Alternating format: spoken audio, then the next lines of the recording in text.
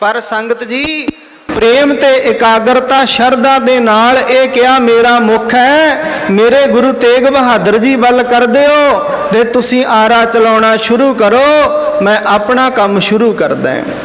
तां जलादा ने आरा चलाउणा शुरू कर दिता ते गुरु दे प्यारियां ने वाहिगुरु वाहिगुरु तो गुर मंत्र जपदियां मूल मंत्र तो जपजी साहिब दा पाठ शुरू कर लिया ते बाणी पढ़दियां इस तरह आवाज़ आउंदी रही। दो फाड़ शरीर हुंदा गया, सीस दे विचालों नक नूं चीरदा होया आरा हिरदे ते पहुंचिया। जदों तक दो फाड़ शरीर होया आवाज़ इस तरह आउंदी रही जिवें दो ग्रंथी सिंह रल के अखंड पाठ साहिब दा भोग पाउंदे है ना, इस तरह की आवाज़ आउंदी रही। जदों शरीर दो फाड़ हो गया, एक फाड़ शरीर की इस साइड डिगदी है, दूसरी इस साइड, ते संगत जी इस तरह नानक ते मुख उजले केती छुट्टी नाल दी नाल शरीर दोने पासे डिग पैंदा है।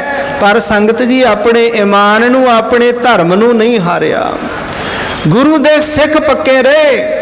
ते फिर उस तो बाद बारी आ गई रूह दे विच लपेट के साड़न वाले दी। पुछया कोई ख्वाहिश है? कहंदा बस जदों रूह दे विच लपेट के अग लाओ ते मेरा मूँह मेरे गुरु दे वल कर दिओ। तीसरी दूसरी किसी दी मांगी नहीं।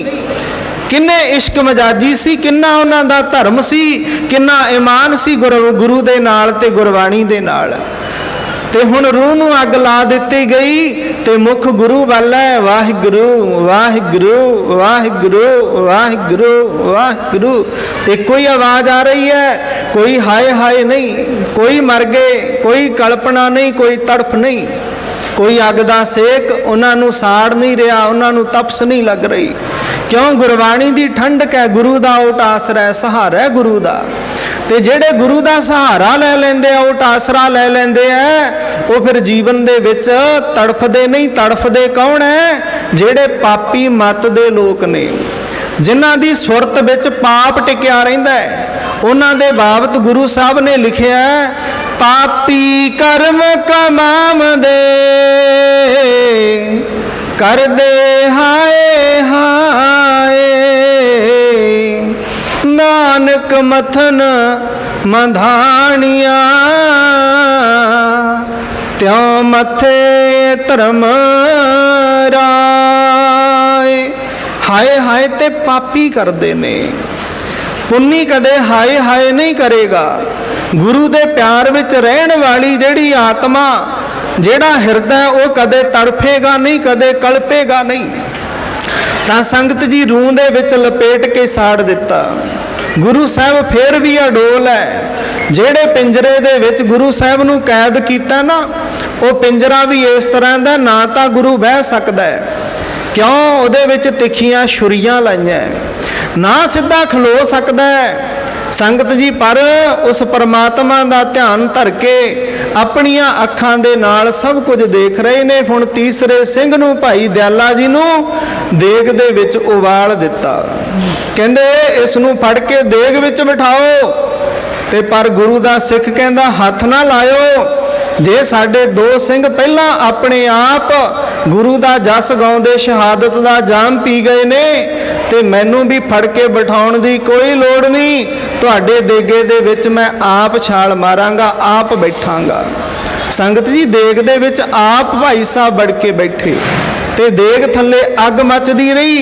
ते आवाज़ फिर वही वाहिगुरु वाहिगुरु वाहिगुरु वाहिगुरु इसे तरह आवाज़ां आउंदियां रहियां।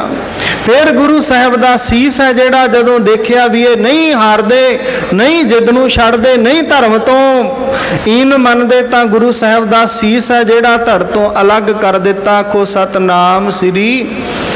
इस तरह सतगुरां दे जीवन नूं अंत वल लै गए, शहादत का जाम पिला दिता गया। हुण सतगुरां दा सीस है जिहड़ा भाई जैता अमृत छकण तो बाद जो भाई जीवन सिंह बनदा है, जिन्हां दा 22 तरीक नूं नगर कीर्तन बड़ा विशाल आप जी दे नगर विच दी हुंदा होया एलनाबाद नूं चला गया। उन्हां दा दिन मनाया गया। क्यों उन्हां दी कुर्बानी ही बहुत वड्डी सी। सतगुरां दा शीश उथों चकना कोई छोटी मोटी गल नहीं सी, पर योधे ने अपनी जिंद तली ते धर के उथों गुरु साहब दा शीश चकिया। ते दूसरे पासे सतगुरां दा प्यारा भाई लखी शाह बनजारा जिहदा जिक्र इतिहास दे विच आउंदा, उहने धड़ दा संस्कार अपने घर समेत कर दिता। तां संगत जी इस तरह इस संसार दे विच जो आउंदा है उन्हें जाना जरूर है, पर जदों जाना है जाण वास्ते कुछ ना कुछ बंदा तैयारी जरूर कर लवे। क्यों जो आया सो चल सी सब को आई बारी है, जिसके जी प्राण हहे सो साहिब क्यों मनो विसारी है। जिस परमात्मा ने इस शरीर दे विच जिंद ये प्राण श्वास दिते है, उस परमात्मा नू कदे ना विसारो, उस परमात्मा नू सदा चेते रखो। जेड़े बंदे नू परमात्मा चेते रहिंदा ना, फिर वो मौत दी भी परवाह नहीं करता, ਉਹਨੂੰ कोई डरा नहीं सकता। भावें 7 ते 9 साल की उम्र छोटे बच्चे ने, गुरु गोबिंद सिंह जी महाराज जियां दे साहिबजादे देखो नीहां दे विच चिणे गए, बड़े उन्होंने तसीहे दिते गए, भुखे तिहाए रखा गया, पर मौत नूं मखौला करते हुए शहादत का जाम पी गए। सतगुरां दे वड्डे साहिबजादे बाबा अजीत सिंह, बाबा जुझार सिंह मौत नूं मखौला करते हुए 1.25 लाख से एक लड़ाऊं तबै गोबिंद सिंह नाम कहाऊं। तां गुरु प्यारी साध संगत जी शहादत का जाम पी गए। बाबा अजीत सिंह नूं कहंदे सौखी जी शहादत नहीं मिली, कहंदे 392-94 शरीर ते फट लगे, फिर किते योधा शहादत का जाम पीता। आखो सतनाम श्री वाहिगुरू। ये कोई मामूली जी खेड नहीं, साडे ते हर घर दे विच शहीद है, साडे ते कह लो भी खून दे नाल लिखे हुए पन्ने ने। ते एक कहावत बनी है ना 3 चों ना 13 चों। हुण ये कहावत बनी किवें सी? कहावत बनी 3 चों 13 चों। आप जी ने समझ लिया 3 गुरु तेग बहादुर जी दे नाल गए ते निभे अपने आप नूं कुर्बान निशावर कर दिता। जालम ने पूछया तुसी कौन इहदे नाल किवें? कहंदे जी असी ये साडा गुरु इहदे सिख आ। ते कहण लगे ना सिखां नूं पहला शहीद कर दिओ गुरु नालों। कहंदे मंजूर है कर दिओ। शहीद हो गए। आप जी ने ये प्रसंग सुन लिया। ते दूसरे पासे एक धर्म दे विच उहदे नाल उहदे 13 चेले गए। पुछया ये कौन है? कहंदे साडा गुरु। फिर कहंदे हुण गुरु दे नालों पहला चेलियां नूं शहादत दे दिओ, इन्हां नूं लमकाओ। ते पता उदों लग्या जदों 13 दे 13 भज गए ते कल्ला गुरु रह गया।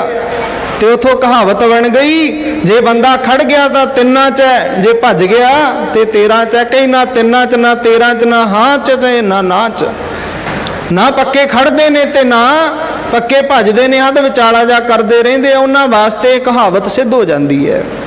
तो संगत जी रहो विचार, ये कुर्बानियां साडे धर्म दे विच सिख धर्म दे विच बहुत वड्डी तादाद विच रहीआं। साडे धर्म दे विच मातावां ने बड़ा अपना योगदान पाया। शहादतां देण विच साडीआं मातावां भैणां भी पिछे नहीं हटियां। जिन्हां नूं गुरु नानक देव जी महाराज ने सत्कार दिता, सो क्यों मंदा आखीए जित जम है राजान। कदे कोई समा सी जदों इन्हां नूं आपो अपने धर्मां दे विच नखिद्ध लिख दिता। किसी ने कह दिता औरत पैर दी जुत्ती है, किसी ने कह दिता ये औरत नूं केवल तो केवल बस घर दे कम्मां धंधियां वास्ते वरत्या जाए, मंदिर मस्जिद नहीं जा सकती। तां संगत जी औरत दे नाल बड़ी घिरना की गई, नफरत की गई। जे किसी औरत दे सिर दा साईं चढ़ाई कर जांदा ते उस औरत नूं नाल ही चिखा ते धर के साड़ दिता जांदा सी। कहंदे इहनूं जिउण दा कोई अधिकार नहीं। ये खत्म किहने कीता? तीसरे पातशाह गुरु अमरदास जी महाराज जियां ने ये प्रथा नूं खत्म कीता ते उहनूं जिउण दा अधिकार दिता भी तुहानूं कोई अधिकार नहीं किसी का जीवन खो लो। ते उस औरत दे सिर ते चुन्नी आप गुरु अमरदास जी महाराज दे के किसी दूसरी सांत ते तोर दिंदे, जा धीए तू अपना नवा जीवन शुरू कर। ਹੁਣ ਜੋ ਸੰਸਾਰ ਤੇ ਤੇਰੇ ਨਾਲ ਜਿੰਨਾ ਰਿਸ਼ਤਾ ਨਿਭਾ ਸਕਦਾ ਸੀ ਉਹ ਨਿਭਾ ਗਿਆ। ਹੁਣ ਅੱਗੇ ਰਹਿੰਦਾ ਜੀਵਨ ਹੈ ਜਿਹੜਾ, ਤੂੰ ਕਿਉਂ ਸਾੜਦੀ ਹੈ? ਤੂੰ ਆਪਣਾ ਜੀਵਨ ਅੱਗੇ ਜਿਉ। ਤੇ ਮਾਤਾਵਾਂ ਭੈਣਾਂ ਨੂੰ ਆਜ਼ਾਦੀ ਗੁਰੂ ਨਾਨਕ ਦੇਵ ਜੀ ਮਹਾਰਾਜ ਦੇ ਗਏ। ਤੇ ਅੱਜ ਇਹ ਮਾਤਾਵਾਂ ਭੈਣਾਂ ਕੀਰਤਨ ਵੀ ਕਰਦੀਆਂ, ਗੁਰਬਾਣੀ ਵੀ ਗਾਉਂਦੀਆਂ ਨੇ, ਨਿਤਨੇਮ ਵੀ ਕਰਦੀਆਂ, ਸਹਿਜ ਪਾਠ ਵੀ ਕਰਦੀਆਂ, ਸੇਵਾ ਵੀ ਕਰਦੀਆਂ, ਬਰਾਬਰ ਕੰਮ ਕਰਦੀਆਂ, ਜਹਾਜ਼ਾਂ ਤੱਕ ਕੇ ਚਲਾਉਣ ਲੱਗ ਗਈਆਂ। ਕਦੇ ਸੰਗਤ ਜੀ ਇਹਨਾਂ ਨੂੰ ਕੇਵਲ ਘਰ ਦੇ ਅੰਦਰ ਹੀ ਰੱਖਿਆ ਜਾਂਦਾ ਸੀ, ਘਰੋਂ ਬਾਹਰ ਨਹੀਂ ਸੀ ਕੱਢਿਆ ਜਾਂਦਾ। ਇਸ ਦੇਣ ਸੀ ਬ੍ਰਾਹਮਣਵਾਦੀ ਸੋਚ ਦੀ। ਤੇ ਜਿਹੜੀ ਖੁੱਲੀ ਸੋਚ ਹੈ ਇਹ ਗੁਰੂ ਨਾਨਕ ਦੇਵ ਜੀ ਮਹਾਰਾਜ ਜੀਆਂ ਦੀ ਹੈ। ਤੇ ਇਹਨਾਂ ਨੇ ਵੀ ਆਪਣਾ ਸਿੱਧਕ ਭਰੋਸਾ ਜਿਹੜਾ ਸਿੱਖ ਇਤਿਹਾਸ ਦੇ ਵਿੱਚ ਯੋਗਦਾਨ ਪਾਇਆ, ਮਾਈ ਭਾਗ ਕੌਰ ਬਣ ਕੇ। ਸਿੱਖ ਇਤਿਹਾਸ ਦੇ ਵਿੱਚ ਯੋਗਦਾਨ ਪਾਇਆ ਮਾਤਾ ਗੁਜਰ ਕੌਰ ਬਣ ਕੇ।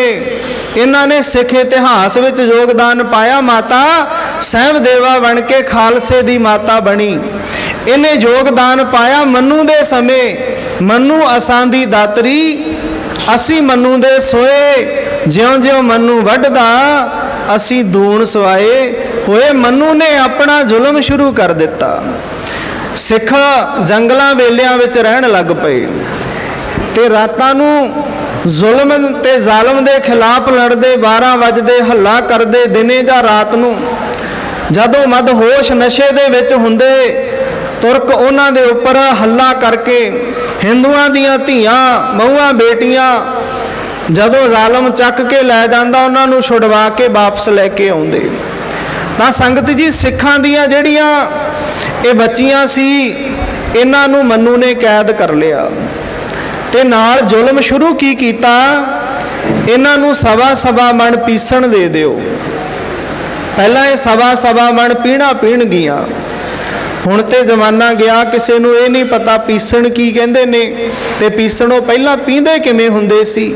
ਹੁਣ ਤੇ ਘਰਾਂ 'ਚ ਚੱਕੀ ਆਉਂਦੀ ਹੈ ਤੇ ਸਾਰਾ ਕੰਮ ਨਿਬੇੜ ਕੇ ਅਗਲਾ ਦਾਣੇ ਵੀ ਡਰਮ 'ਚੋਂ ਆਪੇ ਕੱਢਦਾ ਤੇ ਆਟਾ ਵੀ ਡਰਮੀ 'ਚ ਪਾ ਕੇ ਵਗ ਜਾਂਦਾ।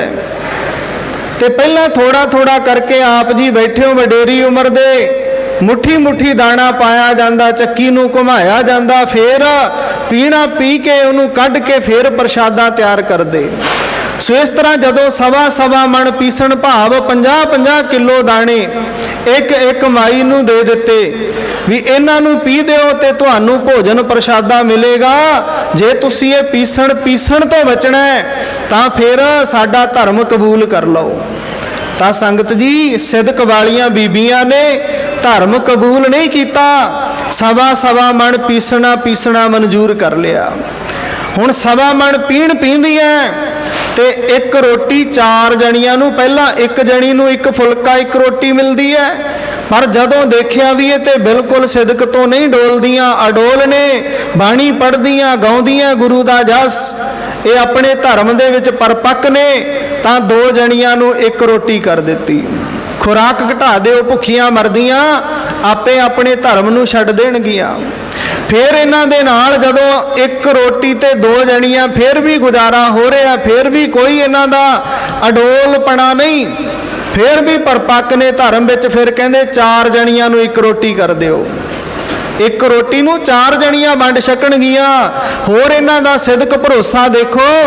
ਹੁਣ ਜਿਹਦੇ ਕੋਲ ਛੋਟਾ ਬੱਚਾ ਹੈ, ਉਹਨੂੰ ਇੱਕ ਬਜ਼ੁਰਗ ਮਾਤਾ ਕਹਿੰਦੀ ਹੈ, ਧੀਏ ਮੈਂ ਤੇ ਆਪਣੀ ਉਮਰ ਭੋਗ ਚੁੱਕੀ ਆ ਤੇ ਤੂੰ ਆਪਣੇ ਬੱਚੇ ਨੂੰ ਦੁੱਧ ਦੇਣਾ ਤੇ ਤੂੰ ਮੇਰਾ ਹਿੱਸਾ ਖਾ ਲੈ ਤੇ ਮੇਰੇ ਜੀਵਨ ਦੇ ਤੇ ਦਿਨ ਥੋੜੇ ਨੇ, ਕੋਈ ਗੱਲ ਨਹੀਂ, ਤੂੰ ਤੇ ਹਜੇ ਲੰਬਾ ਸਮਾਂ ਜੀਵਨ ਜਿਉਣਾ, ਤੇਰੀ ਭਰ ਜਵਾਨੀ ਹੈ, ਬੱਚੇ ਨੂੰ ਵੀ ਦੁੱਧ ਦੇਣਾ, ਆਹਾਰ ਦੇਣਾ ਹੈ, ਇਸ ਕਰਕੇ ਮੇਰਾ ਹਿੱਸਾ ਤੂੰ ਖਾ ਲੈ। ਦੇਖੋ ਕਿੰਨਾ ਸਿਦਕ ਹੈ, ਕਿੰਨਾ ਭਰੋਸਾ ਸਾਡੀਆਂ ਇਹਨਾਂ ਮਾਤਾਵਾਂ ਭੈਣਾਂ ਦੇ ਵਿੱਚ, ਕਿੰਨਾ ਸਿਦਕ ਹੈ। ਤੇ ਮਾਫ ਕਰਿਓ ਮੈਂ ਗੱਲ ਇਹ ਪੁਰਾਤਨ ਕਰ ਰਿਹਾ ਤੇ ਗੱਲ ਅੱਜ ਦੇ ਸਮੇਂ ਦੀ ਵੀ ਕਰਾਂਗਾ। ਤਾਂ ਉਹ ਮਾਤਾਵਾਂ ਭੈਣਾਂ ਸੀ ਬੜੇ ਸਿਦਕ ਤੇ ਭਰੋਸੇ ਵਾਲੀਆਂ। ਅੱਗੋਂ ਜਵਾਬ ਕੀ ਦਿੰਦੀਆਂ, ਮਾਂ ਮੇਰੇ ਅੰਦਰ ਤੇ ਹਜੇ ਤਾਕਤ ਹੈ, ਮੈਂ ਭੁੱਖ ਝੱਲ ਸਕਦੀ ਹੈ, ਤੇਰਾ ਵਡੇਰਾ ਸਰੀਰ ਹੈ, ਬਜ਼ੁਰਗ ਹੈ ਤੂੰ, ਤੈਨੂੰ ਲੋੜ ਹੈ ਖੁਰਾਕ ਦੀ, ਇਹ ਭੋਜਨ ਮੇਰੇ ਹਿੱਸੇ ਦਾ ਵੀ ਤੂੰ ਛਕ ਲੈ, ਕੋਈ ਗੱਲ ਨਹੀਂ, ਮੇਰਾ ਹਜੇ ਸਰਦਾ, ਮੈਂ ਪਾਣੀ ਨਾਲ ਸਮਾਂ ਲੰਘਾ ਲਵਾਂਗੀ। ਦੇਖੋ ਇੱਕ ਬਜ਼ੁਰਗ ਮਾਤਾ ਕਹਿੰਦੀ ਹੈ ਤੂੰ ਛਕ, ਤੇ ਇੱਕ ਜਵਾਨ ਭੈਣ ਕਹਿੰਦੀ ਹੈ ਨਹੀਂ ਮਾਤਾ ਤੂੰ ਛਕ। ਅਸੀਂ ਰਲ ਮਿਲ ਕੇ ਖਾਣਾ, ਤੇ ਸਾਨੂੰ ਇਹ ਗੁਰੂ ਸਾਹਿਬ ਨੇ ਸਿਖਾਇਆ ਵੀ ਰਲ ਮਿਲ ਕੇ ਖਾਣਾ, ਕਿਰਤ ਕਰਨੀ, ਨਾਮ ਜਪਣਾ ਤੇ ਵੰਡ ਛਕਣਾ। ਇੱਥੇ ਵੰਡ ਛਕਣ ਦੀ ਜਿਹੜੀ ਰੀਤ ਚੱਲ ਰਹੀ ਸੀ ਉਹ ਵੀ ਪਰਪੱਕ ਕਰਕੇ ਦਿਖਾ ਦਿੱਤੀ। ਕਿਰਤ ਵੀ ਧਰਮ ਦੀ ਕਰ ਰਹੀਆਂ ਨੇ, ਅਡੋਲ ਨੇ। ਜ਼ਾਲਮ ਜ਼ੁਲਮ ਕਰਦਾ, ਜੋ ਹੁਕਮ ਲਾ ਦਿੰਦਾ ਉਹਨੂੰ ਖਿੜੇ ਮੱਥੇ ਪ੍ਰਵਾਨ ਕਰ ਲੈਂਦੀਆਂ ਨੇ। ਹੁਣ ਸੰਗਤ ਜੀ, ਅਸੀਂ ਉਸ ਕੌਮ ਦੇ ਵਿੱਚੋਂ ਪੈਦਾ ਹੋਏ ਆ ਜਿਹੜੀ ਕੌਮ ਤਲਵਾਰਾਂ ਤੇ ਨੱਚੀ ਹੈ, ਜਿਹੜੀ ਕੌਮ ਖੰਡੇ ਨੇਜਿਆਂ ਤੇ ਨੱਚੀ ਹੈ, ਜਿਹੜੀ ਕੌਮ ਦਾ ਰਹਿਬਰ ਨੰਗੇ ਪੈਰ ਮਾਛੀਵਾੜੇ ਦੇ ਜੰਗਲਾਂ ਵਿੱਚ ਦੀ ਸਫ਼ਰ ਤੈਅ ਕਰਦਾ ਹੈ। 4 ਪੁੱਤਰ ਆਪਣੇ ਸ਼ਹਾਦਤ, ਆਪਣੇ ਪਿਤਾ ਦੀ ਸ਼ਹਾਦਤ, ਆਪਣੀ ਮਾਤਾ ਦੀ ਸ਼ਹਾਦਤ, ਤੇ ਆਪਣੇ ਰਿਸ਼ਤੇਦਾਰ ਸਾਕ ਸੰਬੰਧੀਆਂ ਦੀ ਸ਼ਹਾਦਤ, ਤੇ ਆਪਣੇ ਆਪ ਨੂੰ ਕੁਰਬਾਨ ਕਰਦਾ ਹੈ। ਜਿਹਨੂੰ ਧੰਨ ਗੁਰੂ ਗੋਬਿੰਦ ਸਿੰਘ ਮਹਾਰਾਜ ਕਹਿੰਦੇ, ਉਹਦੇ ਵਰਗਾ ਨਾ ਕੋਈ ਦਾਨੀ ਹੈ, ਨਾ ਉਹਦੇ ਵਰਗਾ ਕੋਈ ਕਵੀ ਹੈ, ਨਾ ਉਹਦੇ ਵਰਗਾ ਕੋਈ ਰਹਿਬਰ ਹੈ, ਤੇ ਨਾ ਹੋਇਆ ਤੇ ਨਾ ਹੋਣਾ। ਤਾਂ ਹੀ ਗੁਰੂ ਸਾਹਿਬ ਨੇ ਕਿਹਾ, ਸਭ ਤੇ ਵੱਡਾ ਸਤਿਗੁਰ ਨਾਨਕ ਜਿਨ ਕਲ ਰਾਖੀ। ਮੇਰੀ ਸਭ ਤੋਂ ਵੱਡਾ ਗੁਰੂ ਨਾਨਕ ਸਾਰੇ ਯੁੱਗਾਂ ਦੇ ਵਿੱਚ ਆਪੋ ਆਪਣੇ ਯੁੱਗ ਵਿੱਚ ਆਪੋ ਆਪਣੇ ਧਰਮ ਦੇ ਰਹਿਬਰ ਹੋਏ। ਕੋਈ 12 ਕਲਾ ਸੰਪੂਰਨ ਹੈ, ਕੋਈ 14 ਕਲਾ ਸੰਪੂਰਨ ਹੈ, ਕੋਈ 16 ਕਲਾ, ਤੇ ਕਲਯੁਗ ਦਾ ਰਹਿਬਰ ਗੁਰੂ ਨਾਨਕ ਸਰਵ ਕਲਾ ਸਮਰੱਥ। ਸਾਰੀਆਂ ਕਲਾ, ਸਾਰਾ ਕੁਝ ਹੀ ਇਹਦੇ ਕੋਲ ਹੈ। ਕਿਉਂ? ਆਪ ਨਿਰੰਕਾਰ ਕਲਾ ਧਾਰ ਜਗ ਪਰਵਰਿਓ। ਆਪ ਪ੍ਰਮਾਤਮਾ ਖੁਦ ਨਾਨਕ ਰੂਪ ਵਿੱਚ ਆਇਆ, ਤੇ 10 ਜੋਤਾਂ ਦੇ ਰਾਹੀਂ ਪਹਿਲੇ ਗੁਰੂ ਨਾਨਕ, ਦੂਜੇ ਗੁਰੂ ਅੰਗਦ, ਤੀਸਰੇ ਗੁਰੂ ਅਮਰਦਾਸ, ਚੌਥੇ ਗੁਰੂ ਰਾਮਦਾਸ, ਪੰਜਵੇਂ ਗੁਰੂ ਅਰਜਨ ਦੇਵ, ਛੇਵੇਂ ਗੁਰੂ ਹਰਗੋਬਿੰਦ, ਸੱਤਵੇਂ ਹਰ ਰਾਏ, ਅੱਠਵੇਂ ਹਰ ਕ੍ਰਿਸ਼ਨ, ਜੋ 5 ਤੋਂ 7 ਸਾਲ ਦੀ ਉਮਰ ਦੇ ਵਿੱਚ ਹੀ ਬਹੁਤ ਵੱਡਾ ਕਹਿ ਲੋ ਉਪਕਾਰ ਕਰਕੇ, ਨੌਵੇਂ ਗੁਰੂ ਤੇਗ ਬਹਾਦਰ, 10ਵੇਂ ਗੁਰੂ ਗੋਬਿੰਦ, ਤੇ 11ਵੇਂ ਜੁਗੋ ਜੁਗ ਅਟਲ ਸਾਹਿਬ ਸ੍ਰੀ ਗੁਰੂ ਗ੍ਰੰਥ ਸਾਹਿਬ ਮਹਾਰਾਜ, ਜਿਹਦੇ ਅੱਗੇ ਅੱਜ ਵੀ ਸੀਸ ਨਿਭਾਉਨੇ ਆ, ਜਿਹਦੇ ਵਾਸਤੇ ਅਸੀਂ ਰੋਜ਼ ਪੜ੍ਹਦੇ ਆ, ਸਭ ਸਿੱਖਨ ਕੋ ਹੁਕਮ ਹੈ। ਆਪ ਸਭ ਨੂੰ ਜ਼ਿਆਦਾ ਲਵਾ ਦਿਓ ਹਾਜ਼ਰੀ। ਸਭ ਸਿੱਖਨ ਕੋ ਹੁਕਮ ਹੈ, ਗੁਰੂ ਮਾਨਿਓ, ਲਵਾਓ ਹਾਜ਼ਰੀ। ਸਭ ਸਿੱਖਨ ਕੋ ਗੁਰੂ ਮਾਨਿਓ, ਗੁਰੂ ਗ੍ਰੰਥ ਜੀ ਮਾਨਿਓ। आवाज नहीं आ रही। साव सिखन को हुक्म है, गुरु मान्यो, गुरु ग्रंथ जी मान्यो। जो प्रभ को मिल वो चाहे, राज करेगा खालसा। ख्वार हुए सब मिलेंगे, वाहिगुरु नाम जहाज है। जो शरदा कर सेवंदे, जो निश्चय कर सिमर दे। धन गुरु ग्रंथ साहिब जी महाराज 11वें गुरु। सतगुर सद बोलदा सद सुनदा, सद सुनदा सद बोलदा। ये सुनदा भी है, बोलदा भी है, कोई बुलाउण वाला चाहिए। ये केवल मत्था टेकण वास्ते नहीं, ये केवल परिक्रमा करने वास्ते नहीं, इधरों भी मत्था लाया इधरों भी लाया चले गए नहीं। यदि पावन बाणी ऐसी है संगत जी, मोया नू जीवन दिंदी है, मृतक कौ जी वालनहार। ये मरियां दे विच ताकत पाउण वाली बाणी है। जैसी मैं आवे खासम की वाणी, तैसड़ा करी 11वें लालो। गुरु नानक देव जी महाराज भाई लालो नू कहंदे, लालो ये साडे ही नहीं, ये ते परमात्मा दी खुद खुदा अकाल दे बोल ने, जो साडे ते भांडे वरते आ ने, इन्हां भांडियां दे राही ये बाणी आ रही है। धुरकी बाणी आई तिन सगली चिंत मिटाई, दयाल पुरख मेहरबाना हर नानक साच मखाना। सच तुहाडे सामने रख दिता गुरु नानक देव जी महाराज कहंदे। तां संगत जी हुण बीबियां दे विच ਆਪਸੀ ਬੜਾ ਪ੍ਰੇਮ ਤੇ ਬੜੀ ਸ਼ਰਧਾ ਗੁਰੂ ਤੇ ਆਪਣੇ ਧਰਮ ਤੇ, ਤਾਂ ਬੜਾ ਜ਼ਾਲਮ ਜ਼ੁਲਮ ਕਰਦਾ ਹੈ। ਉਹਨੇ ਵੇਖਿਆ ਇਹ ਚਾਰ ਜਣੀਆਂ ਇੱਕ ਫੁਲਕੇ ਤੇ ਗੁਜ਼ਾਰਾ ਕਰ ਲੈਂਦੀਆਂ, ਸਵਾ ਸਵਾ ਮਣ ਪੀਣ ਵੀ ਪੀਂਦੀਆਂ, ਇਹਨਾਂ ਦੇ ਚਿਹਰੇ ਦੀ ਰੌਣਕ ਵੀ ਫਿੱਕੀ ਨਹੀਂ ਪਈ। ਬੜਾ ਸਿਦਕ, ਬੜਾ ਭਰੋਸਾ ਇਹਨਾਂ ਤੇ, ਨਿਗਰਾਨੀ ਪੂਰੀ ਹੈ, ਕਿਤੇ ਇਹਨਾਂ ਨੂੰ ਕੋਈ ਬਾਹਰੋਂ ਹੋਰ ਤੇ ਖੁਰਾਕ ਨਹੀਂ ਦੇ ਜਾਂਦਾ। ਹੁਣ ਗੁਰੂ ਪਿਆਰੀ ਸਾਧ ਸੰਗਤ ਜੀ, ਬੀਬੀਆਂ ਦਾ ਹੋਰ ਵੀ ਸਿਦਕ ਦੇਖੋ, ਕਿੰਨਾ ਮਾਤਾਵਾਂ ਭੈਣਾਂ ਦਾ ਸਿਦਕ ਹੈ। ਹੁਣ ਉਸ ਜ਼ਾਲਮ ਨੇ ਕੀ ਕੀਤਾ, ਅੱਜ ਆਪਣੇ ਪਹਿਰੇਦਾਰਾਂ ਨੂੰ, ਆਪਣੇ ਜਲਾਦਾਂ ਨੂੰ ਕਹਿ ਦਿੱਤਾ, ਜਿਨ੍ਹਾਂ ਦੇ ਕੋਲ ਬੱਚੇ ਨੇ ਉਹਨਾਂ ਤੋਂ ਬੱਚੇ ਖੋਹ ਲਓ। ਅੱਜ ਦੀ ਰਾਤ ਉਹਨਾਂ ਨੂੰ ਬੱਚੇ ਨਹੀਂ ਦੇਣੇ, ਬੱਚਿਆਂ ਤੋਂ ਦੂਰ ਰਹਿਣਗੀਆਂ, ਤੜਫਣਗੀਆਂ ਤੇ ਆਪਣੇ ਆਪ ਕਹਿਣਗੀਆਂ ਮੰਨੂ ਤੇਰਾ ਧਰਮ ਸਾਨੂੰ ਕਬੂਲ ਹੈ। ਤੇ ਉਹਨਾਂ ਬੀਬੀਆਂ ਤੋਂ ਬੱਚੇ ਖੋਹ ਲਏ। ਕਹਿੰਦੇ 24 ਤੋਂ 36 ਘੰਟਿਆਂ ਤੱਕ ਬੀਬੀਆਂ ਨੂੰ ਬੱਚਿਆਂ ਦਾ ਮੂੰਹ ਨਹੀਂ ਦਿਖਾਇਆ। ਬੱਚਿਆਂ ਦੀ ਰੋਣ ਦੀ ਆਵਾਜ਼ ਉਹਨਾਂ ਮਾਤਾਵਾਂ ਨੂੰ ਸੁਣਦੀ ਰਹੀ, ਪਰ ਵਾਹਿਗੁਰੂ ਵਾਹਿਗੁਰੂ ਵਾਹਿਗੁਰੂ ਕਰਦੀਆਂ ਰਹੀਆਂ। ਮਨੂ ਦਾ ਤਰਲਾ ਨਹੀਂ ਕੀਤਾ, ਜਲਾਦਾਂ ਦਾ ਤਰਲਾ ਨਹੀਂ ਕੀਤਾ ਵੀ ਹਾੜਾ ਮੇਰਾ ਪੁੱਤਰ ਮੈਨੂੰ ਦੇ ਦੇ, ਨਹੀਂ। ਪ੍ਰੇਮ ਦੇ ਨਾਲ ਉਸ ਪਰਮਾਤਮਾ ਦਾ ਧਿਆਨ ਧਰ ਕੇ ਉਹਦੇ ਗੁਣ ਗਾਉਂਦੀਆਂ ਰਹੀਆਂ, ਵਾਹਿਗੁਰੂ ਵਾਹਿਗੁਰੂ ਵਾਹਿਗੁਰੂ ਵਾਹਿਗੁਰੂ। ਜੇਲ੍ਹ ਵਾਹਿਗੁਰੂ ਵਾਹਿਗੁਰੂ ਦੇ ਸ਼ਬਦ ਨਾਲ ਗੂੰਜਦੀ ਹੈ। ਤੇ ਦੂਸਰੇ ਪਾਸੇ ਬੱਚਿਆਂ ਦੀਆਂ ਕਿਲਕਾਰੀਆਂ ਨੇ। ਜਿਹੜਾ ਹੁਣ ਜ਼ਾਲਮ ਹੈ ਨਾ, ਜ਼ਲਾਦ ਹੈ, ਉਹਦੀਆਂ ਵੀ ਅੱਖਾਂ ਭਰ ਆਈਆਂ ਵੀ ਇੰਨਾ ਜ਼ੁਲਮ, ਇੰਨਾ ਤਸੱਦਦ ਮੈਂ ਬੇਵਸਾਂ, ਕੁਝ ਕਰ ਨਹੀਂ ਸਕਦਾ। ਪਰ ਇਹਨਾਂ ਦਾ ਸਿਦਕ ਕਿਹੋ ਜਿਹਾ ਇਹਨਾਂ ਦਾ ਗੁਰੂ ਹੋਵੇਗਾ, ਜਿਹਦਾ ਇਹ ਇੰਨਾ ਸਿਮਰਨ ਕਰਕੇ ਆਪਣੇ ਬੱਚਿਆਂ ਦੇ ਰੋਣੇ ਨੂੰ ਵੀ ਅਣਦੇਖਾ ਕਰ ਰਹੀਆਂ ਨੇ। ਨਹੀਂ, ਮਾਂ ਦਾ ਬੱਚਾ ਰੋਂਦਾ, ਮਾਂ ਬੱਚੇ ਨੂੰ ਭੱਜ ਕੇ ਲਿਪਟਦੀ ਹੈ, ਬੱਚੇ ਨੂੰ ਆਪਣੀ ਹਿੱਕ ਨਾਲ ਲਾਉਂਦੀ ਹੈ, ਤੇ ਇਹ ਤੇ ਬੱਚਿਆਂ ਵੱਲ ਧਿਆਨ ਹੀ ਨਹੀਂ ਦੇ ਰਹੀਆਂ, ਕਿਉਂਕਿ ਉਹ ਜਾਣਦੀਆਂ ਨੇ ਗੁਰੂ ਮਹਾਰਾਜ ਸਾਡੀ ਪ੍ਰੀਖਿਆ ਲੈਂਦਾ ਹੈ।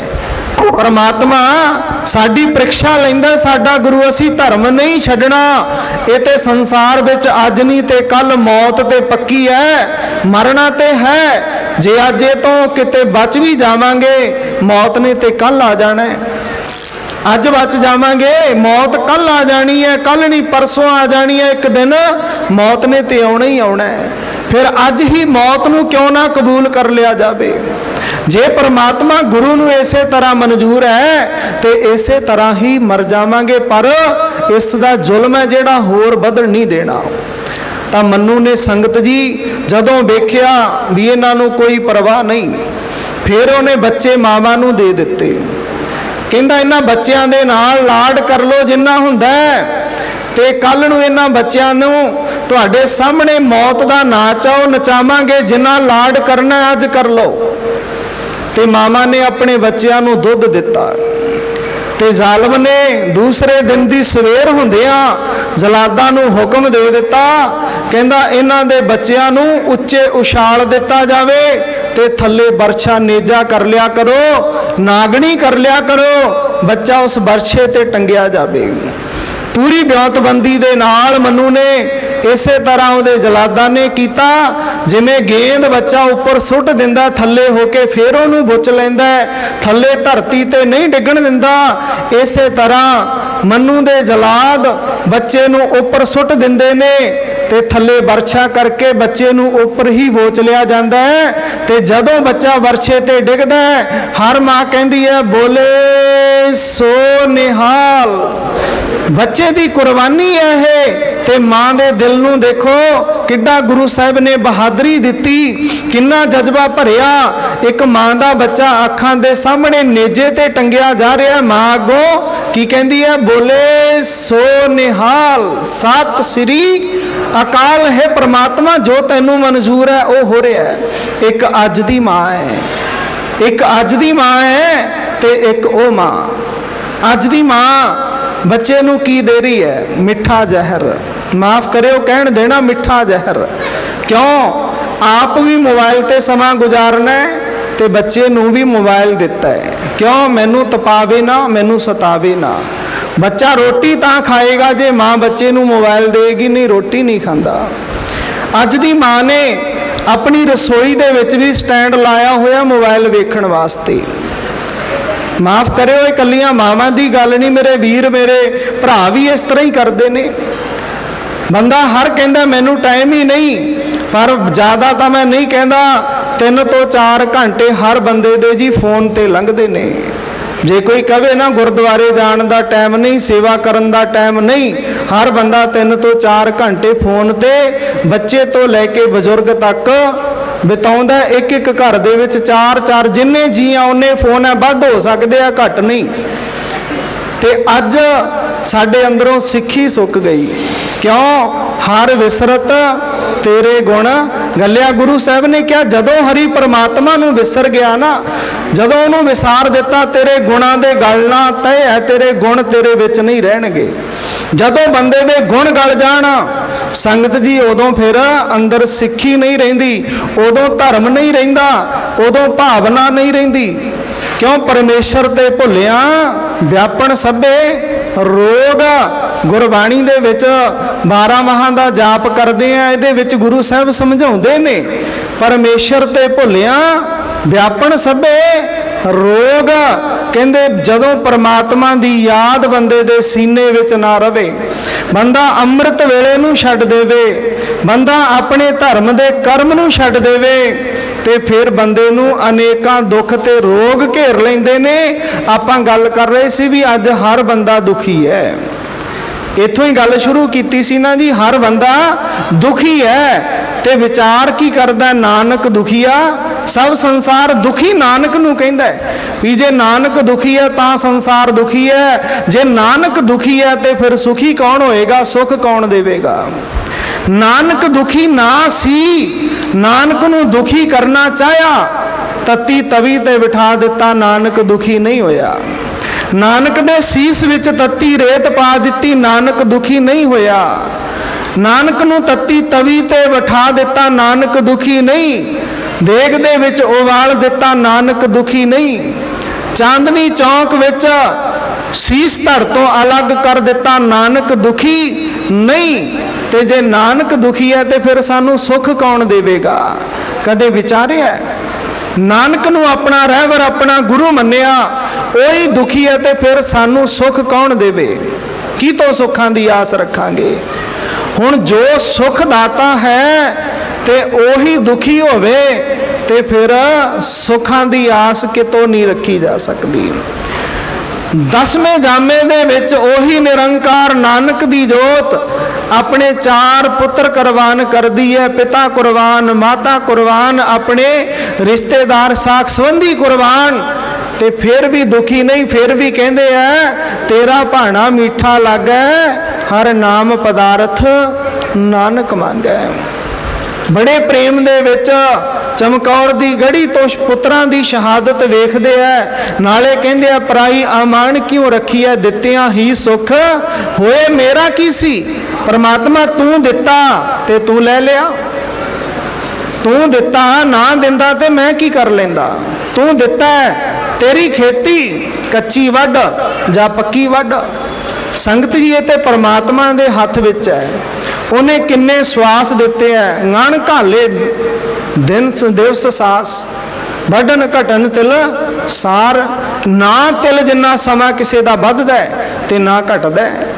जिन्ना किसी नूं परमात्मा ने समा दे दिता, उन्ना समा बंदा इस संसार दे विच पूरा करके जांदा है। पर असल दे विच ओ समा ओ जीवन सफल है जो गुरु दे लेखे विच लग जावे। जिमें क्या बोलिया, उम्र ओही विच लेखे जो याद साईं विच गुजरे पैंदी मुजरे। जो परमात्मा दी याद विच समा गुजर जाए ओही लेखे विच लगदा है, ओही मन्निया जांदा है। एक बार सतगुरु गुरु नानक देव जी महाराज अपने साथी भाई मरदाने दे नाल किसे नगर दे विचों लंघे। हुण उस नगर दे विच वड़न तो पहला थोड़ा हनेरा हो गया। गुरु नानक देव जी का सुभाਅ रहा, अक्सर उन्होंने ज़्यादा अपना समय ना जिहड़ा जाते जदों किसी नगर दे विच प्रवेश करते, जाते जिहड़ा उत्थों दा सब तो वड्डा हंकारी मनुख हुंदा, पापी हुंदा, उहदे दर ते जा खलोंदे, ते जां फिर सब तो पुन्नी हुंदा, धर्मी हुंदा, उहदे कोल जा खलोंदे। ਤੇ ਜਾਂ ਫਿਰ ਸ਼ਮਸ਼ਾਨ ਘਾਟ ਦੇ ਵਿੱਚ ਜਾ ਖਲੋਂਦੇ। ਅੱਜ ਗੁਰੂ ਨਾਨਕ ਦੇਵ ਜੀ ਮਹਾਰਾਜ ਭਾਈ ਮਰਦਾਨੇ ਨੂੰ, ਭਾਈ ਵਾਲੇ ਨੂੰ ਨਾਲ ਲੈ ਕੇ ਉਸ ਨਗਰ ਦੇ ਸ਼ਮਸ਼ਾਨ ਘਾਟ ਵਿੱਚ ਜਾ ਬੈਠੇ। ਸਮਾਂ ਹੋਇਆ, ਰਾਤ ਬੀਤ ਗਈ, ਦਿਨ ਚੜ੍ਹਿਆ, ਪ੍ਰਮਾਤਮਾ ਦਾ ਜਸ ਗਾਉਂਦਿਆਂ ਰਾਤ ਬਿਤਾਈ, ਸਤ ਸੰਗਤ ਕਰਦਿਆਂ ਤਿੰਨੋਂ ਜਣੇ। ਤੇ ਅੰਮ੍ਰਿਤ ਵੇਲੇ ਭਾਈ ਮਰਦਾਨੇ ਦੀ ਨਿਗਾਹ ਪਈ, ਕਹਿੰਦਾ ਸਤਿਗੁਰੂ ਜੀ ਆਪਾਂ ਤੇ ਸਾਰੀ ਰਾਤ ਇਹਨਾਂ ਮੜੀਆਂ ਦੇ ਉੱਪਰ ਹੀ ਲਿਟਦੇ ਰਹੇ, ਸ਼ਮਸ਼ਾਨ ਭੂਮੀ ਦੇ ਵਿੱਚ ਸਮਾਂ ਬਿਤਾਇਆ। ਗੁਰੂ ਨਾਨਕ ਦੇਵ ਜੀ ਮਹਾਰਾਜ ਕਹਿੰਦੇ ਇਹੀ ਤੇ ਜਗਤ ਦੀ ਸੱਚਾਈ ਹੈ, ਇੱਕ ਦਿਨ ਇਸੇ ਥਾਂ ਤੇ ਆਉਣਾ ਸਭ ਨੇ। ਅੱਜ ਇਹਨੂੰ ਚੇਤੇ ਰੱਖਾਂਗੇ ਤਾਂ ਬੁਰੇ ਕਰਮ ਨਹੀਂ ਕਰਾਂਗੇ। ਜੇ ਸਾਡੇ ਜੀਵਨ ਵਿੱਚੋਂ ਮੌਤ ਭੁੱਲ ਗਈ ਤੇ ਬੁਰੇ ਕਰਮ ਆਪਣੇ ਆਪ ਜੀਵਨ ਵਿੱਚ ਵੱਧ ਜਾਣੇ ਹੈ। ਸੰਗਤ ਜੀ, ਜਦੋਂ ਬੰਦਾ ਆਪਣੇ ਜੀਵਨ ਦੇ ਵਿੱਚੋਂ ਮੌਤ ਸ਼ਬਦ ਨੂੰ ਭੁਲਾ ਦਿੰਦਾ ਨਾ, ਉਦੋਂ ਫਿਰ ਉਹਦੇ ਉੱਪਰ ਹੰਕਾਰ ਜਾਂ ਕਹਿ ਲਓ ਜਿੰਦ ਦੇ ਅਰੀ ਵੈਰੀ ਕਾਮ ਕ੍ਰੋਧ ਲੋਭ ਮੋਹ ਹੰਕਾਰ ਆਪਣਾ ਅਸਰ, ਆਪਣਾ ਪ੍ਰਭਾਵ ਪਾ ਜਾਂਦੇ ਨੇ। ਬੰਦੇ ਨੂੰ ਸਤ ਸੰਤੋਖ ਦਇਆ ਧਰਮ ਧੀਰਜ ਸ਼ੁਭ ਗੁਣਾਂ ਤੋਂ ਦੂਰ ਕਰ ਦਿੰਦੇ ਨੇ। ਪਰਮੇਸ਼ਰ ਤੇ ਭੁੱਲਿਆ ਵਿਆਪਨ ਸਭੇ ਰੋਗ ਨੇਗੇ ਕਾਮ ਕ੍ਰੋਧ ਲੋਭ ਮੋਹ ਹੰਕਾਰ। ਪਰਮੇਸ਼ਰ ਨੂੰ ਭੁੱਲਦਿਆਂ ਸਾਰ ਹੀ ਇਹ ਬੰਦੇ ਦੇ ਉੱਪਰ ਇੰਨੇ ਹੈਵੀ ਹੋ ਜਾਂਦੇ ਨੇ, ਇੰਨੇ ਭਾਰੂ ਹੋ ਜਾਂਦੇ ਨੇ, ਬੰਦਾ ਪਰਮਾਤਮਾ ਦਾ ਨਾਮ ਸੁਣਨਾ ਵੀ ਚੰਗਾ ਨਹੀਂ ਸਮਝਦਾ। ਕਿਉਂ? ਗੁਰੂ ਸਾਹਿਬ ਨੇ ਕਹਿ ਦਿੱਤਾ ਆਖਣ ਔਖਾ ਸਾਚਾ ਨਾਓ। ਆਖਣਾ ਵੀ ਔਖਾ ਹੈ ਜੀ, ਸੁਣਨਾ ਵੀ ਔਖਾ ਹੈ। ਤੇ ਕਦੇ ਤੁਸੀਂ ਸੰਸਾਰ ਸਮਾਜ ਵਿੱਚ ਵੇਖਿਓ, ਬੰਦਾ ਪੈਲਸ ਦੇ ਵਿੱਚ ਕਾਹਲ ਨਹੀਂ ਕਰੇਗਾ, ਨਾ ਜਾਣ ਲੱਗਿਆਂ ਕਾਹਲ ਨਾ ਆਉਣ ਲੱਗਿਆਂ ਕਾਹਲ, ਬੜੇ ਪ੍ਰੇਮ ਨਾਲ ਬੈਠੇਗਾ। ਪੈਲਸ ਵਾਲਾ ਕੁਰਸੀਆਂ ਵੀ ਇਕੱਠੀਆਂ ਕਰ ਲੈਂਦਾ, ਫਿਰ ਵੀ ਦੋ ਚਾਰ ਬੰਦੇ ਗੇੜੇ ਮਾਰੀ ਜਾਣਗੇ ਵੀ ਕਦੇ ਇੱਧਰ ਨੂੰ ਹੋ ਗਏ ਕਦੇ ਇੱਧਰ ਨੂੰ ਹੋ ਗਏ। ਤੇ ਪਰ ਜਦੋਂ ਗੱਲ ਸਤ ਸੰਗਤ ਦੀ ਹੋਵੇ, ਗੁਰੂ ਦੀ ਹੋਵੇ, ਗੁਰਦੁਆਰੇ ਦੀ ਹੋਵੇ, ਸਮਾਗਮ ਦੀ ਹੋਵੇ, ਬੰਦਾ ਅਨੁਸਾਰ ਪਹਿਲਾਂ ਚਾਰ ਚੁਫੇਰੇ ਨਿਗਾਹ ਮਾਰਦਾ ਵੀ ਟਾਈਮ ਪੀਸ ਕਿੱਧਰ ਲੱਗਿਆ ਹੈ। ਇਹ ਮੇਰਾ ਪ੍ਰੈਕਟੀਕਲ ਹੈ, ਵੇਖਦਾ ਮੈਂ ਰੋਜ਼। ਪ੍ਰਚਾਰਕ ਵਿਸ਼ਾ ਨਾ ਹਰ ਬੰਦੇ ਨੂੰ ਟਾਈਮ ਦੇ ਨਾਲ ਜ਼ਿਆਦਾ ਲਗਾਵ ਰਹਿੰਦਾ ਹੈ। ਜਲਦੀ ਹੈ ਆਉਣ ਦੀ ਤੇ ਫਿਰ ਵਾਪਸ ਜਾਣ ਦੀ ਵੀ ਜਲਦੀ ਹੈ। ਗੁਰੂ ਵਾਲੇ ਪਾਸੇ ਬੰਦੇ ਦਾ ਮਨ ਨਹੀਂ ਲੱਗਦਾ, ਧਰਮ ਵਾਲੇ ਪਾਸੇ ਬੰਦੇ ਨੂੰ ਨੀਂਦ ਵੀ ਆਉਂਦੀ ਹੈ, ਕਾਹਲੀ ਵੀ ਰਹਿੰਦੀ ਹੈ, ਟਿਕਾ ਵੀ ਨਹੀਂ ਮਿਲਦਾ। ਆਖਣ ਔਖਾ ਸਾਚਾ ਨਾਉ ਬੜਾ ਔਖਾ ਹੈ ਆਖਣਾ। ਤੇ ਜਿਸ ਦਿਨ ਇਹ ਗੱਲ ਬਣ ਗਈ ਸਾਚੇ ਨਾਮ ਕੀ ਲਾਗੈ ਭੂਖ, ਉਤ ਭੁੱਖਾ ਖਾਏ ਚੱਲਿਆ ਦੁੱਖ। ਜਿੱਦੇ ਸੱਚੇ ਨਾਮ ਦੀ ਭੁੱਖ ਲੱਗ ਗਈ, ਆਤਮਾ ਨੇ ਕਹਿ ਦਿੱਤਾ ਜਾਗ ਅੰਮ੍ਰਿਤ ਵੇਲਾ ਸੱਚ ਨਾਓ, ਵਡਿਆਈ ਵਿਚਾਰ ਕਰਮੀ ਆਵੇ ਕੱਪੜਾ ਨਦਰੀ ਮੋਖ। ਦਵਾਰ ਜਿਸ ਦਿਨ ਆਤਮਾ ਨੂੰ ਇਹ ਗੱਲ ਭਾ ਗਈ, ਸਭਨਾ ਜੀਆ ਕਾ ਇੱਕ ਦਾਤਾ ਸੋ ਮੈਂ ਵਿਸਰ ਲਵਾਓ ਹਾਜ਼ਰੀ। ਸਭਨਾ ਜੀਆ ਕਾ ਇੱਕ ਦਾਤਾ ਸੋ ਮੈਂ ਵਿਸਰ। ਸਾਰੇ ਗੁਰਬਾਣੀ ਪੜਨ ਸੁਣਨ ਵਾਲੇ ਸਿੱਖਾਂ ਦੇ ਘਰਾਂ 'ਚ ਜਨਮੇ ਗੱਜ ਵੱਜ ਕੇ ਹਾਜ਼ਰੀ ਲਵਾਇਆ ਕਰੋ। ਸਭਨਾ ਜੀਆ ਕਾ ਇੱਕ ਦਾਤਾ ਸੋ ਮੈਂ ਵਿਸਰ। ਸਭਨਾ ਜੀਆ ਕਾ ਇੱਕ ਦਾਤਾ ਸੋ ਮੈਂ ਵਿਸਰ। ਜਿਸ ਦਿਨ ਇਸ ਅਵਸਥਾ ਨੂੰ ਪਹੁੰਚ ਗਏ, ਉਸ ਦਿਨ ਸੰਗਤ ਜੀ ਜੀਵਨ ਦੀ ਖੇਡ ਬਣ ਜਾਣੀ ਹੈ। ਜਿੱਦੇ ਸਾਡਾ ਮਨ ਸਤ ਸੰਗਤ ਦੇ ਵਿੱਚ ਲੱਗਣ ਲੱਗ ਗਿਆ, ਜਿੱਦੇ ਸਮਾਗਮਾਂ ਦੇ ਵਿੱਚ ਮਨ ਲੱਗਣ ਲੱਗ ਪਿਆ, ਗੁਰਬਾਣੀ ਦੀ ਰੌਸ਼ਨੀ ਵਿੱਚ ਜਿਉਣਾ ਸ਼ੁਰੂ ਕਰ ਦਿੱਤਾ, ਜਿਸ ਦਿਨ ਅਗਿਆਨਤਾ ਛੱਡ ਦਿੱਤੀ, ਵਹਿਮਾਂ ਭਰਮਾਂ ਚੋਂ ਨਿਕਲ ਗਏ, ਜਿੱਦੇ ਪਣਾਈਆਂ ਸਵਾਈਆਂ ਪੰਚਕਾਂ ਤੇ ਗੰਢ ਮੂਲਾਂ ਦਾ ਖਹਿੜਾ ਛੱਡ ਦਿੱਤਾ, ਉਸ ਦਿਨ ਸਮਝੋ ਅਸੀਂ ਗੁਰੂ ਨਾਨਕ ਦੇਵ ਜੀ ਦੇ ਦੱਸੇ ਰਾਹ ਤੇ ਚੱਲ ਰਹੇ ਹਾਂ। ਗੁਰੂ ਨਾਨਕ ਦੇਵ ਜੀ ਦੇ ਦਿੱਤੇ ਹੋਏ ਉਸ ਮਾਰਗ ਤੇ ਚੱਲ ਰਹੇ ਹਾਂ, ਜਿਹੜੇ ਮਾਰਗ ਤੇ ਉਹਨਾਂ ਨੇ 10 ਜਾਮਿਆਂ ਦੇ ਰਾਹੀਂ ਆਪਣਾ ਜੀਵਨ ਚਲਾਇਆ। ਤਾਂ ਸੰਗਤ ਜੀ, ਗੁਰੂ ਨਾਨਕ ਦੇਵ ਜੀ ਮਹਾਰਾਜ ਭਾਈ ਮਰਦਾਨੇ ਨੂੰ ਕਹਿੰਦੇ, ਮਰਦਾਨਿਆ ਦਿਨ ਚੜ੍ਹ ਗਿਆ। ਕਹਿੰਦਾ ਸਤਿਗੁਰੂ ਜੀ ਦਿਨ ਚੜ੍ਹ ਗਿਆ, ਗੱਲ ਠੀਕ ਹੈ, ਪਰ ਜੋ ਮੈਂ ਇੱਥੇ ਵੇਖ ਰਿਹਾ ਇਹ ਸਭ ਕੁਝ ਝੂਠ ਲੱਗ ਰਿਹਾ ਹੈ। ਕਹਿਣ ਲੱਗੇ ਦੱਸੋ? ਕਹਿੰਦਾ ਜੀ ਇਹਨਾਂ ਕਬਰਾਂ ਤੇ ਜੋ ਫੱਟੀਆਂ ਤਖਤੀਆਂ ਲਾਈਆਂ ਇਹਨਾਂ ਦੇ ਵਿੱਚ ਉਮਰ ਲਿਖੀ ਹੋਈ ਹੈ, ਉਮਰ 6 ਮਹੀਨੇ, ਉਮਰ 3 ਮਹੀਨੇ, ਉਮਰ 2 ਮਹੀਨੇ, ਉਮਰ 1 ਮਹੀਨਾ, ਉਮਰ 2 ਦਿਨ, ਉਮਰ 4 ਦਿਨ। ਭਾਵ 4 ਦਿਨਾਂ ਤੋਂ 6 ਮਹੀਨੇ ਜਾਂ ਸਾਲ ਤੱਕ ਦੀ ਉਮਰ ਹੈ। ਇੰਨੀ ਛੋਟੀ ਉਮਰ, ਇਹ ਕੀ ਕਾਰਨ? ਤੇ ਨਿਗਾਹ ਪ੍ਰਤੀਤ ਪੈਂਦੀ ਹੈ ਵੀ ਕਬਰਾਂ ਵੱਡੀਆਂ ਨੇ, ਬੰਦੇ ਲੰਬੇ ਜ਼ਰੂਰ ਹੈ, ਤੇ ਨਿਗਾਹ ਪੈਂਦੀ ਹੈ ਵੇਖਣ ਵਾਲਿਆਂ ਵੱਲ ਵੀ ਸਾਰੇ 50 ਸਾਲ ਦੇ ਨੇੜੇ ਤੇੜੇ ਜ਼ਰੂਰ ਬੰਦੇ ਫਿਰਦੇ ਨਜ਼ਰ ਆ ਰਹੇ ਨੇ ਇੱਥੋਂ ਦੇ, ਪਰ ਉਮਰ ਇੰਨੀ ਥੋੜੀ, ਇਹਨਾਂ ਤਖਤੀਆਂ ਤੇ ਕਿਉਂ ਲਿਖ ਕੇ ਲਾਈ? ਸਮਝਣ ਵਾਲੀ ਗੱਲ ਹੈ ਜੀ, ਬੜੀ ਗਹਿਰੀ ਗੱਲ ਹੈ। ਤੇ ਗੁਰੂ ਨਾਨਕ ਦੇਵ ਜੀ ਮਹਾਰਾਜ ਕਹਿਣ ਲੱਗੇ, ਐਂ ਕਰ ਮਰਦਾਨਿਆ, ਤੂੰ ਨਗਰ ਦੇ ਵਿੱਚ ਜਾ, ਨਾਲੇ ਤੇ ਜਲ ਪਾਣੀ ਛਕਾ, ਨਾਲੇ ਸੰਗਤ ਨੂੰ ਸੁਨੇਹਾ ਲਾ ਵੀ ਗੁਰੂ ਨਾਨਕ ਦੇਵ ਜੀ ਪਹੁੰਚੇ ਹੋਏ ਨੇ। ਤਾਂ ਮਰਦਾਨੇ ਨੇ ਗੁਰੂ ਸਾਹਿਬ ਦੇ ਬਚਨ ਨੂੰ ਮੰਨਿਆ। ਜਾ ਕੇ ਨਗਰ ਦੇ ਵਿੱਚ ਜਦੋਂ ਉੱਥੋਂ ਦੇ ਲੋਕਾਂ ਨੂੰ ਵੇਖਦਾ, ਉਮਰ ਸਭ ਦੀ ਵਡੇਰੀ ਹੈ, 100-100 ਸਾਲ ਦੇ ਵੀ ਬੈਠੇ ਹੈ, 100 ਸਾਲ ਤੋਂ ਉੱਤੇ ਵੀ ਬੈਠੇ ਆ। ਕਿਸੇ ਨੂੰ ਸਵਾਲ ਕਰ ਲੈਂਦਾ, ਤੁਹਾਡੇ ਬਜ਼ੁਰਗ ਬੈਠੇ ਆ, ਇਹਦੀ ਉਮਰ ਕਿੰਨੀ ਹੈ? ਇਹਦੀ ਉਮਰ 110 ਸਾਲ। ਤੁਹਾਡੇ ਭਾਈ ਸਾਹਿਬ ਕਿੰਨੀ ਉਮਰ ਹੈ? 60 ਸਾਲ। ਤੇ ਮਰਦਾਨਾ ਆਪਣੇ ਸਵਾਲ ਨੂੰ ਕਿਸੇ ਦੇ ਸਾਹਮਣੇ ਨਹੀਂ ਰੱਖਦਾ, ਲੰਗਰ ਪਾਣੀ ਛਕਦਾ ਹੋਇਆ ਆ ਕੇ ਗੁਰੂ ਨਾਨਕ ਦੇਵ ਜੀ ਤੱਕ ਉਹਨਾਂ ਨਗਰ ਦੇ ਵਾਸੀਆਂ ਨੂੰ, ਸੰਗਤ ਨੂੰ ਲੈ ਆਉਂਦਾ ਹੈ। ਤੇ ਸੰਗਤ ਆ ਕੇ ਗੁਰੂ ਸਾਹਿਬ ਦਾ ਸਤਿਕਾਰ ਕਰਦੀ ਹੈ, ਭੋਜਨ ਪਾਣੀ ਸਤ ਸੰਗਤ ਹੁੰਦੀ ਹੈ ਕੁਝ ਸਮਾਂ। ਪਰ ਮਰਦਾਨਾ ਕਦੇ ਉਸ ਪਿੰਡ ਦੇ ਵਾਸੀਆਂ ਨੂੰ ਵੇਖਦਾ ਹੈ, ਕਦੇ ਉਹਨਾਂ ਕਬਰਾਂ ਤੇ ਲੱਗੀਆਂ ਤਖਤੀਆਂ ਨੂੰ ਵੇਖਦਾ ਹੈ। ਤਾਂ ਮਰਦਾਨੇ ਨੇ ਫਿਰ ਨਾ ਰਹਿੰਦੇ ਹੋਏ ਸਵਾਲ ਕੀਤਾ, ਗੁਰੂ ਨਾਨਕ ਦੇਵ ਜੀ ਮਹਾਰਾਜ, ਮੇਰਾ ਸਵਾਲ ਹੈ, ਮੈਂ ਅਚੰਭੇ ਵਿੱਚ, ਹੈਰਾਨਗੀ ਦੇ ਵਿੱਚ ਆ, ਇਹਨਾਂ ਨੇ ਇੱਥੇ ਤਖਤੀਆਂ ਲਾਈਆਂ, ਉਮਰ 6 ਮਹੀਨੇ, 2 ਮਹੀਨੇ, 4 ਮਹੀਨੇ, ਤੇ ਪਰ ਗੁਰੂ ਸਾਹਿਬ ਲੱਗਦੇ ਤੇ ਸਾਰੇ ਵਡੇਰੀ ਉਮਰ ਦੇ ਆ। ਤਾਂ ਗੁਰੂ ਨਾਨਕ ਦੇਵ ਜੀ ਮਹਾਰਾਜ ਕਹਿਣ ਲੱਗੇ, ਭਾਈ ਸਾਡੇ ਇਸ ਭਾਈ ਸਾਹਿਬ ਦੇ ਸਵਾਲ ਦਾ ਜਵਾਬ ਦਿਓ। ਗੁਰੂ ਨਾਨਕ ਦੇਵ ਜੀ ਮਹਾਰਾਜ ਨੇ ਭਾਈ ਮਰਦਾਨੇ ਨੂੰ ਭਾਈ ਸ਼ਬਦ ਦੇ ਨਾਲ ਸੰਬੋਧਨ ਕੀਤਾ। ਕਦੇ ਇਹ ਨਹੀਂ ਕਿਹਾ ਵੀ ਤੂੰ ਤੇ ਮਰਾਸੀ ਹੈ, ਨਹੀਂ, ਤੂੰ ਮੇਰਾ ਭਾਈ ਹੈ, ਮਿੱਤਰ ਹੈ, ਤੂੰ ਮੇਰਾ ਸਖਾ ਹੈ। ਆ ਭਾਈ ਮਰਦਾਨਿਆ, ਰਬਾਬ ਛੇੜ ਬਾਣੀ ਆਈ ਹੈ, ਇਹ ਨਹੀਂ ਕਿਹਾ ਬਾਣੀ ਗਾ ਲਈਏ, ਤੂੰ ਰਬਾਬ ਵਜਾ ਤੇ ਮੈਂ ਬਾਣੀ ਗਾਵਾਂ, ਨਹੀਂ, ਮਰਦਾਨਿਆ ਬਾਣੀ ਆਈ ਹੈ। ਭਾਈ ਮਰਦਾਨਾ, ਰਿਸ਼ਤਾ ਕੀ ਹੈ? ਲੋਕ ਦੀ ਆਦਤ ਹੈ, ਇਹ ਸਾਰੇ ਪੁੱਛਦੇ ਨੇ ਤੇਰਾ ਇਹਦੇ ਨਾਲ ਰਿਸ਼ਤਾ ਕੀ ਹੈ, ਕੀ ਲੱਗਦਾ ਹੈ? ਨਾਲ ਕੋਈ ਹੋਵੇ ਨਾ ਸਾਡੇ ਤੇ ਸਾਨੂੰ ਅਕਸਰ ਪੁੱਛ ਲੈਂਦੇ ਆ, ਕੀ ਲੱਗਦਾ, ਕੌਣ ਹੈ ਇਹ ਬਗਾਨਾ ਜਾਂ ਬੰਦਾ?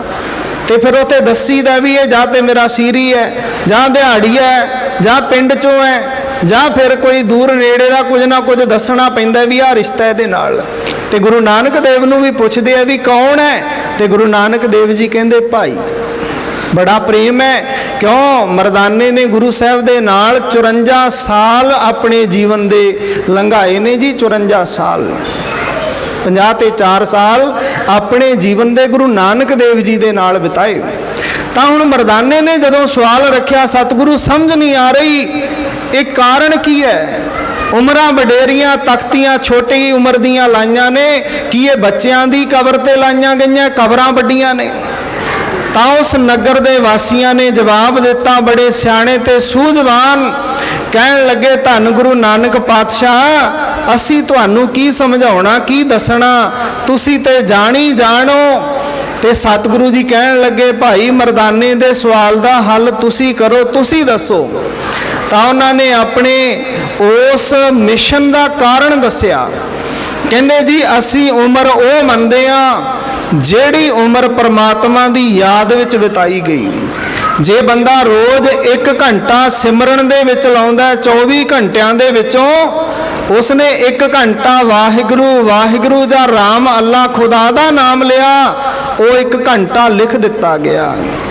30 ਦਿਨਾਂ ਦੇ ਵਿੱਚ ਉਸਦੇ 30 ਘੰਟੇ ਹੋ ਗਏ।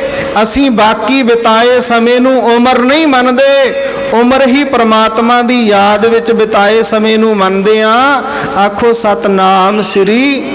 ਪ੍ਰਮਾਤਮਾ ਦੀ ਯਾਦ ਵਿੱਚ ਜਿਹੜਾ ਸਮਾਂ ਬਿਤਾਇਆ, ਉਹੀ ਸਮਾਂ ਅਸੀਂ ਮੰਨਦੇ ਹਾਂ ਵੀ ਇੰਨੀ ਉਮਰ ਇਸ ਬੰਦੇ ਨੇ ਜਿਉਂ ਲਈ, ਇਸ ਸਮੇਂ ਦੇ ਵਿੱਚ ਇਹਨੇ ਨੇਕੀ ਕੀਤੀ, ਚੰਗਾ ਕਰਮ ਕੀਤਾ, ਉਹ ਸਮਾਂ ਲਿਖ ਦਿੰਨੇ ਆ।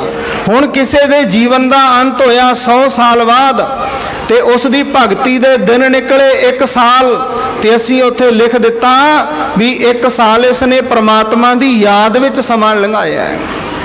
एक गाहे वगाहे शब्द पढ़ते हैं ना जी, अमृत वेले दा जागना जे कोई जागै नित, एक वधेंदी आरजा दूजा साहिब आवे चित।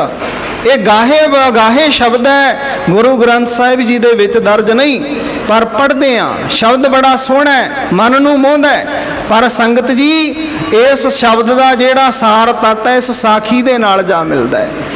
एक वधेंदी आरजा, उम्र वधी सिमरन दी भजन दी, उंज भावें 100 साल जिया पर जे जीवन दे विच चंगे कर्म ना कीते तां फिर वो उम्र नहीं। ते गुरु ग्रंथ साहिब जी ने बंदे किन्हां नूं मन्निया, बंदे से जे पवै विच बंदगी, ਜਿਹੜੇ ਬੰਦੇ ਬੰਦਗੀ ਦੇ ਵਿੱਚ ਪੈ ਜਾਂਦੇ ਐ, ਰਹਿੰਦੇ ਸਮੇਂ ਅੰਮ੍ਰਿਤ ਛਕ ਗੁਰੂ ਵਾਲੇ ਬਣ ਕੇ ਗੁਰੂ ਦੇ ਲੇਖੇ ਆਪਣਾ ਜੀਵਨ ਲਾ ਦਿੰਦੇ ਨੇ, ਨਿਸ਼ਾਵਰ ਕਰ ਦਿੰਦੇ ਆ ਆਪਣੇ ਆਪ ਨੂੰ, ਆਪਣੇ ਘਰਾਂ ਦੇ ਵਿੱਚੋਂ ਨਸ਼ੇ ਵਿਸ਼ਿਆਂ ਨੂੰ ਕੱਢ ਦਿੰਦੇ ਨੇ, ਬੁਰੇ ਕਰਮਾਂ ਦਾ ਖਹਿੜਾ ਛੱਡ ਦਿੰਦੇ ਨੇ, ਉਹਨਾਂ ਨੂੰ ਗੁਰੂ ਨਾਨਕ ਦੇਵ ਜੀ ਦੇ ਘਰ ਵਿੱਚ ਸਤਿਕਾਰ ਮਿਲਦਾ ਹੈ। ਤਾਂ ਗੁਰੂ ਨਾਨਕ ਦੇਵ ਜੀ ਮਹਾਰਾਜ ਨੇ ਮਰਦਾਨੇ ਨੂੰ ਕਿਹਾ, ਮਰਦਾਨਿਆ ਇਹ ਤੇਰੇ ਸਵਾਲ ਦਾ ਜਵਾਬ ਹੈ ਭਾਈ। तेरा सवाल यही सी, सतगुरु जी इन्नी छोटी उम्र ते देखण नूं सारे 100 साल तो उपर, ते पर इन्हां दी उम्र मड़ियां ते छोटी, ते इन्हां ने तैनूं समझा दिता कारण की है। ये लोग बड़े सियाणे समझ वाले ने, ये उस उम्र नूं उम्र मनदे ने जिहड़ा परमात्मा दी समा याद विच समा बिता गया। कोई 50 साल ज्यों के 6 महीने भगती कर गया ते उहदे 6 महीने लख दिते। कोई 30 साल जिउंदा होया 3 महीने परमात्मा दी याद विच गुजार गया, उहदे 3 महीने लिख दिते, 30 साल नहीं लिखे। ਤਾਂ ਸੰਗਤ ਜੀ ਇਸ ਤਰ੍ਹਾਂ ਉਸ ਪਰਮ ਪਿਤਾ ਪਰਮਾਤਮਾ ਦੇ ਗੁਣ ਗਾਉਣ ਵਾਲਿਆਂ ਨੂੰ ਲੋਕ ਤੇ ਪਰਲੋਕ ਵਿੱਚ ਵਡਿਆਈ ਮਿਲਦੀ ਹੈ। ਅਸੀਂ ਸਾਖੀ ਸਰਵਣ ਕਰ ਰਹੇ ਸੀ ਮੰਨੂ ਤੇ ਉਹਨਾਂ ਸਤਿਕਾਰਯੋਗ ਬੀਬੀਆਂ ਦੀ, ਜਿਨ੍ਹਾਂ ਨੇ ਆਪਣਾ ਸਿਦਕ ਨਹੀਂ ਹਾਰਿਆ, ਜਿਨ੍ਹਾਂ ਨੇ ਆਪਣਾ ਭਰੋਸਾ ਨਹੀਂ ਤੋੜਿਆ, ਗੁਰੂ ਦੇ ਨਾਲ ਜੁੜੀਆਂ ਰਹੀਆਂ, ਪਰਮਾਤਮਾ ਦੇ ਨਾਲ ਆਪਣੇ ਧਰਮ ਦੇ ਵਿੱਚ ਪਰਪੱਕ ਰਹੀਆਂ। ਜ਼ਾਲਮ ਫੜ ਕੇ ਬੱਚੇ ਨੂੰ ਗੇਂਦ ਦੀ ਨਿਆਈ ਉੱਪਰ ਸੁੱਟ ਦਿੰਦਾ ਹੈ, ਥੱਲੇ ਨੇਜਾ ਕਰ ਦਿੰਦਾ ਹੈ, ਤੇ ਜਦੋਂ ਇਹ ਮੰਜ਼ਰ ਕਿਤੇ ਆਪਣੇ ਅੱਖਾਂ ਦੇ ਸਾਹਮਣੇ ਸੀਨ ਬਣਾ ਕੇ ਵੇਖੀਏ, ਕਾਲਜੇ ਨੂੰ ਖਿੱਚ ਪੈਂਦੀ ਹੈ। ਕਿਹੋ ਜਿਹਾ ਉਹ ਜ਼ਾਲਮ ਹੋਏਗਾ, ਕਿਹੋ ਜਿਹਾ ਜ਼ੁਲਮ ਕਰਨ ਵਾਲਾ ਹੋਏਗਾ।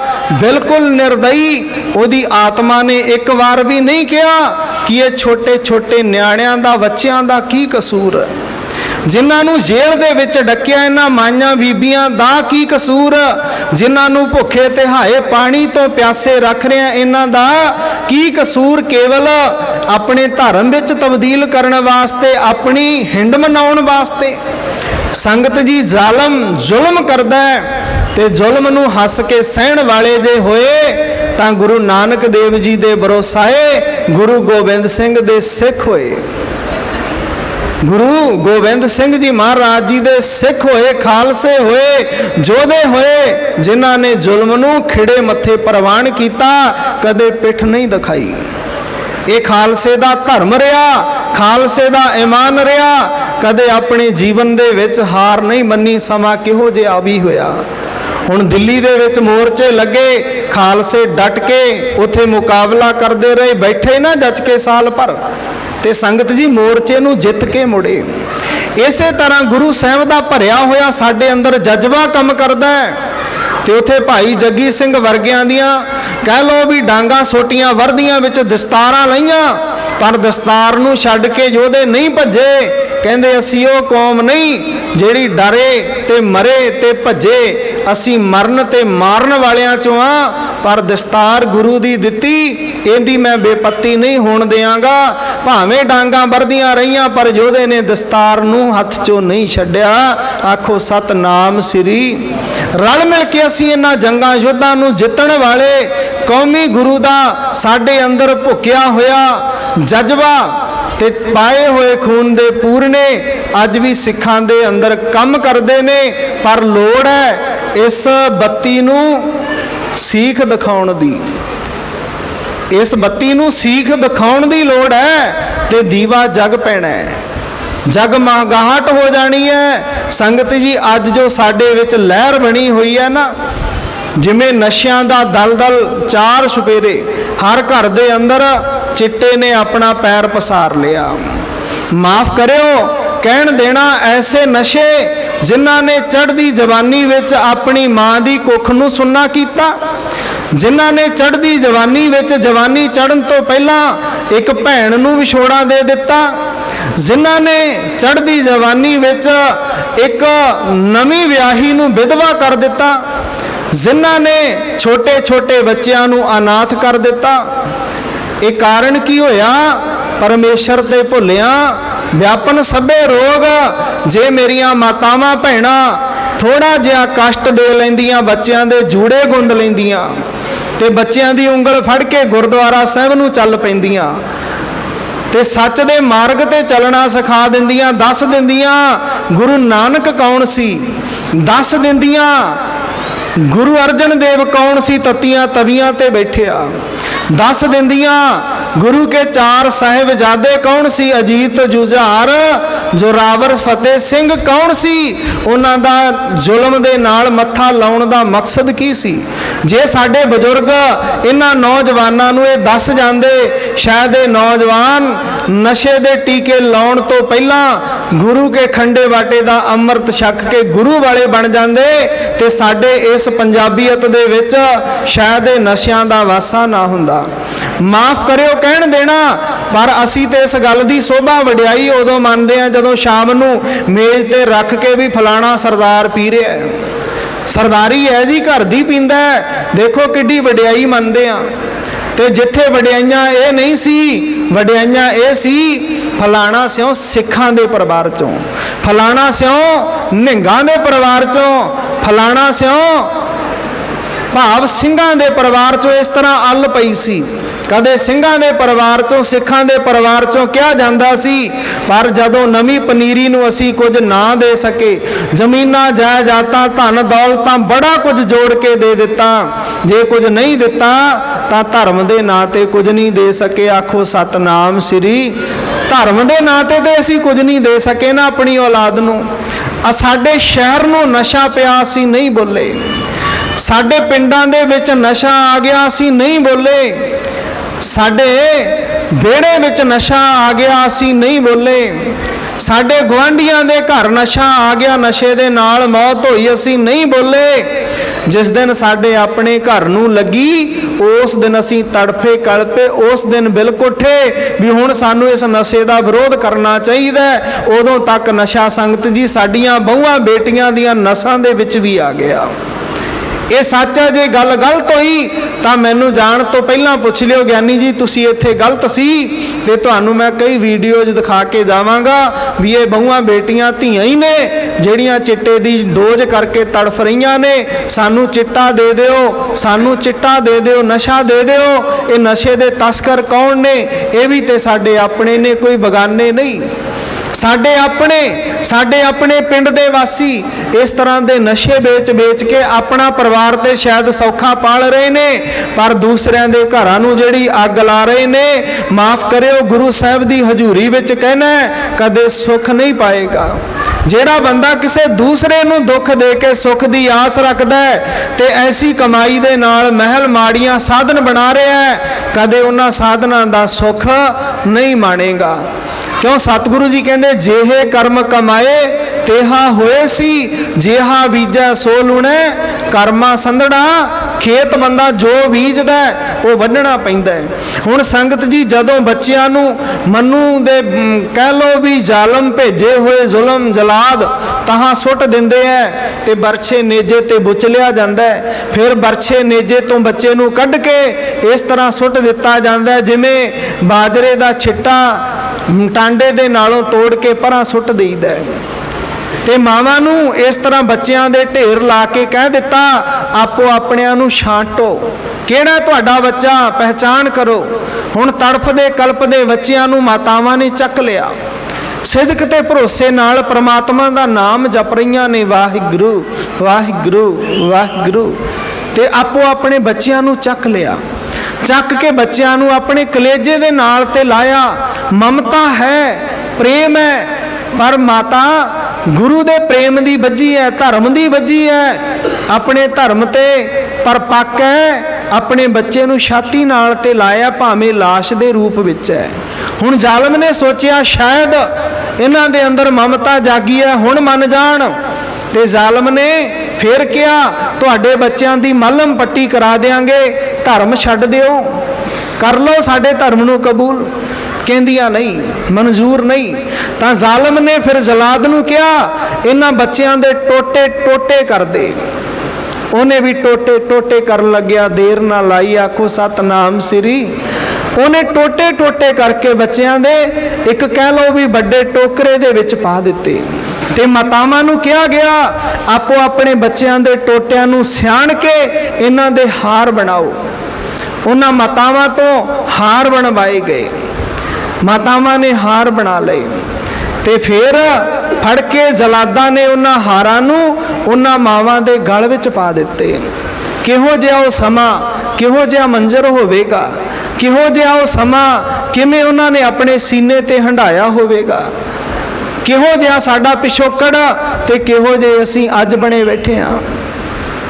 ਮਾਫ ਕਰਿਓ, ਸੋਚਣਾ ਤੇ ਪਏਗਾ ਨਾ। ਸਾਡਾ ਫਰਜ਼ ਬਣਦਾ ਹੈ, ਸਾਡੀ ਡਿਊਟੀ ਹੈ ਪ੍ਰਚਾਰ ਪ੍ਰਸਾਰ ਦੀ।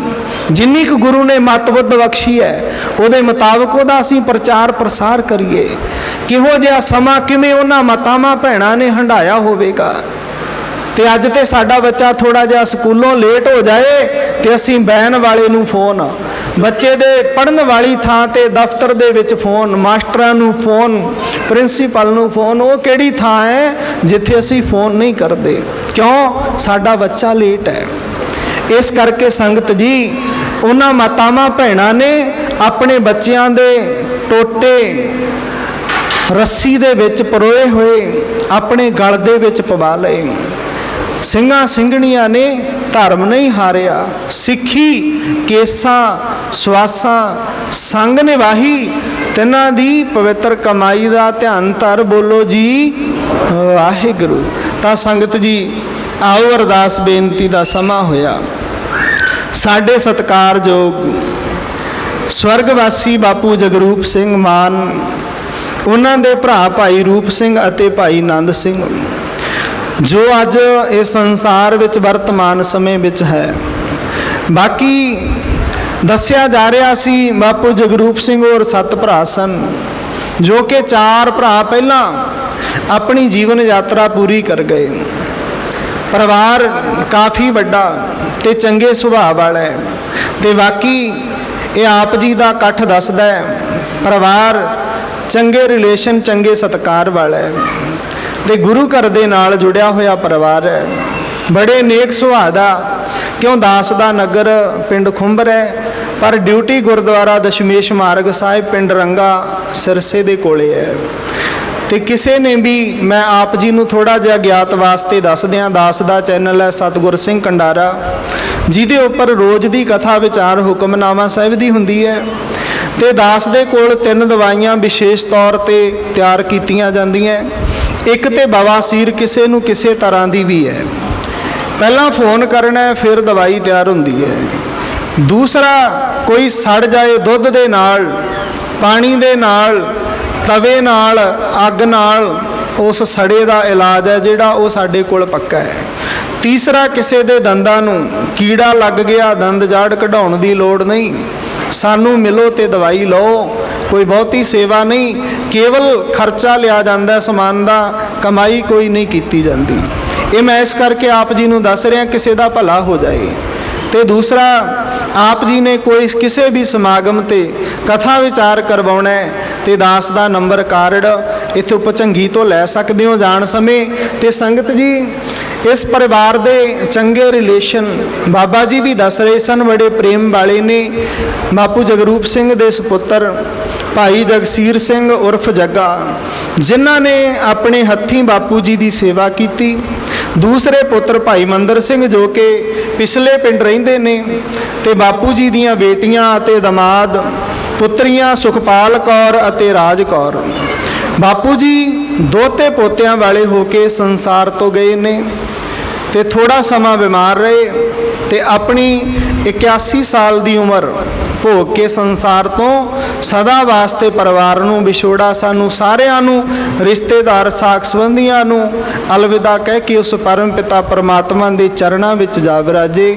ਕਿਉਂ ਜਿਹਾ ਚੀਰੀ ਲਿਖਿਆ ਤੇਹਾ ਹੁਕਮ ਕਮਾਹੇ, ਘੱਲੇ ਆਵੈ ਨਾਨਕਾ ਸੱਦੇ ਉੱਠੀ ਜਾਹੇ। ਗੁਰੂ ਮਹਾਰਾਜ ਨੇ ਕਿਹਾ ਪਹਿਲਾ ਮਰਨ ਕਬੂਲ ਕਰ, ਸੰਸਾਰ ਤੇ ਭੇਜਦੇ ਆ ਜਾਓ, ਪਰ ਪਹਿਲਾ ਮਰਨ ਕਬੂਲ जीवन की षड आस हो सबना की रेणका, तो आओ हमारे पासे संसार ते जाके सब दे चरना दी धूड़ बन के रहना ते फिर परत के एक दिन तैनू वापस आउणा पैना।